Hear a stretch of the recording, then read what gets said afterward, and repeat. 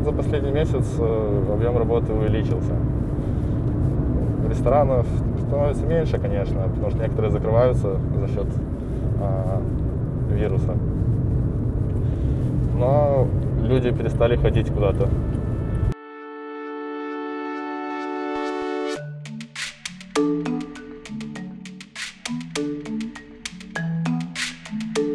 Вот за последние 2 недели у нас такой серьезный рост идет, то есть мы набираем с большим оборотом и количество заказов, пытаемся набрать под это кадры, потому что трудовой рынок сейчас это тоже позволяет, да, у многих людей сейчас нет возможности работать. В неделю, наверное, 20-30 человек, если не больше. То есть мы пытаемся даже набрать больше, потому что нам надо больше. Это на чистку пойдет. У нас в неделю по 20-30 добавляется. Заказывай.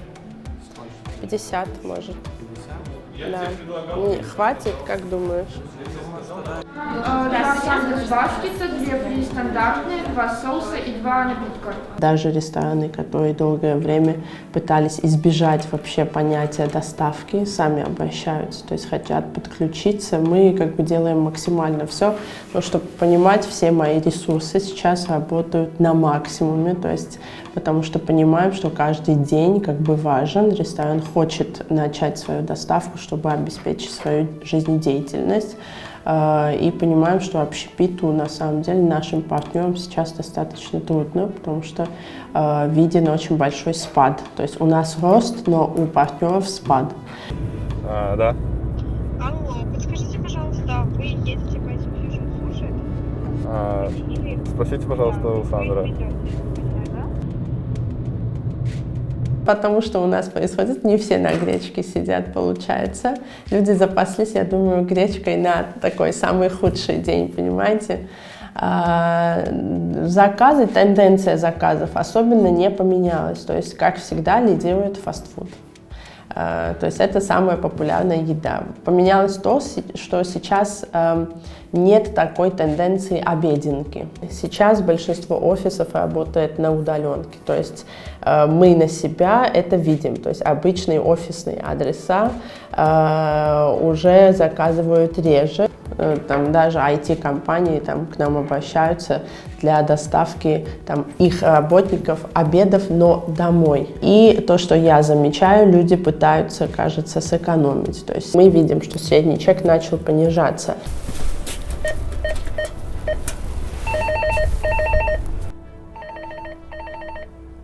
Добрый день, Менюбай.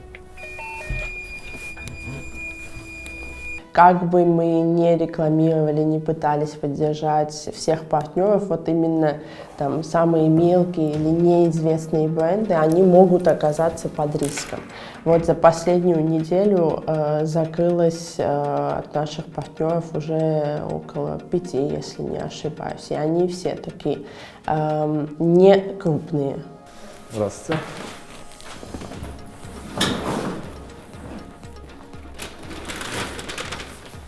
Приятного аппетита. До свидания. Это была не бесконтактная доставка. Мы ввели, наверное, первый ввели способ бесконтактной доставки, то есть курьер, если заказ оплачен онлайн, заранее звонит клиенту, если клиенту удобно и он хочет бесконтактную доставку, просто ложит заказ на сумку, ждет, пока клиент заберет, сам потом подходит, забирает, сам сумку уходит.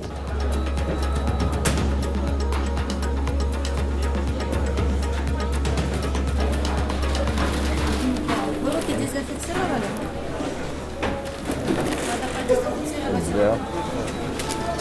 А где у вас? У нас там сбоку или возле туалета. Хорошо, спасибо.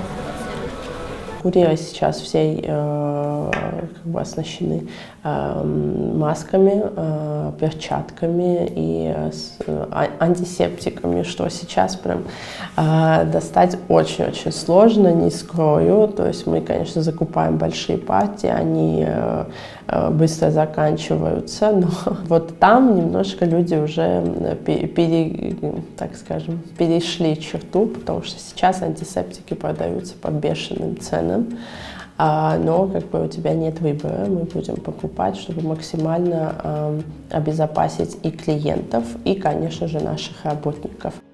Не моя задумка, мне подарили. Согласовать с ним, не против ли он, если хочет ли он бесконтактную доставку или нет, и не против ли, если с нашим курьером приедут репортеры, просто снимут процесс, как происходит бесконтактная доставка.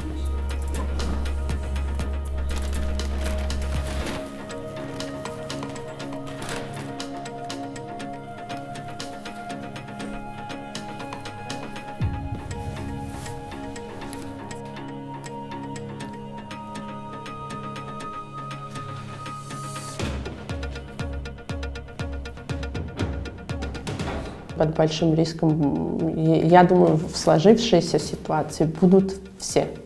Особенно микробизнес, да, самые маленькие. И до топов, конечно, все тоже может добраться, потому что если человек не идет в обычный, не знаю, какую-нибудь пиццерию, да, то он не идет и в фастфуд тоже.